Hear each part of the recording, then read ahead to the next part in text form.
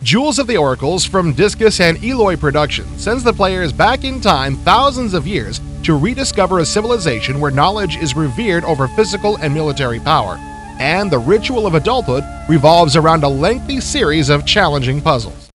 As the game begins, you have just uncovered the archaeological legacy of that mysterious and ancient civilization.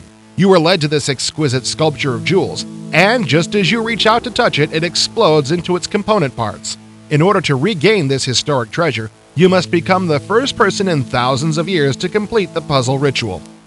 You are not alone in this trial. The mysterious oracle travels with you everywhere, but like most oracles, it will only offer you the most cryptic comments as hints.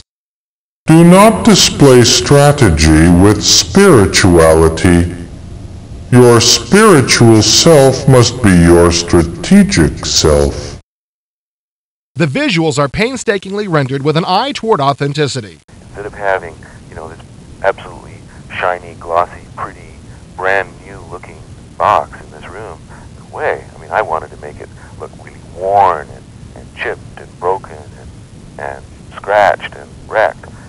Because, the whole premise of this particular game is that it's about somewhere between 5 and 7,000 BC. All of the game devices and puzzles are located around a central well room. As far back as you can go, in recorded history that is, there's always been some kind of a soothsayer, a shaman, somebody who has the special knowledge of something beyond normal experience. And for some reason that has always been associated with secret wells.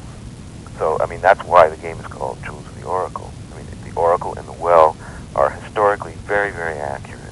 Designer Cortland Shakespeare is very concerned with historical authenticity, even in this non-historical game. All the names that I use throughout the script and in the rooms and what things are called are all fairly legitimate in the sense of I've gone to ancient Indo-European languages and just done some translations.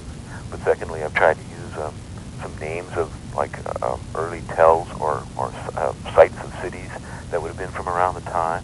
The puzzles don't come with any sort of instruction. You have to figure out what to do from context and the vague clues given by the Oracle. When you do solve a problem, you're rewarded with one of the scattered jewels. As you collect these jewels, you slowly restore the temple to its ancient glory.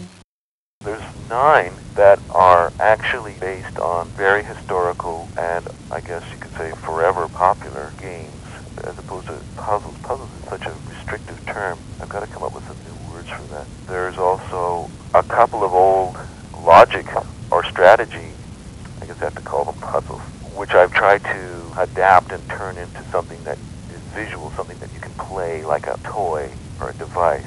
When Jewels of the Oracle is complete, it'll have more than 30 puzzles, each one challenging, historical, and very atmospheric. Look for it on the shelves in March.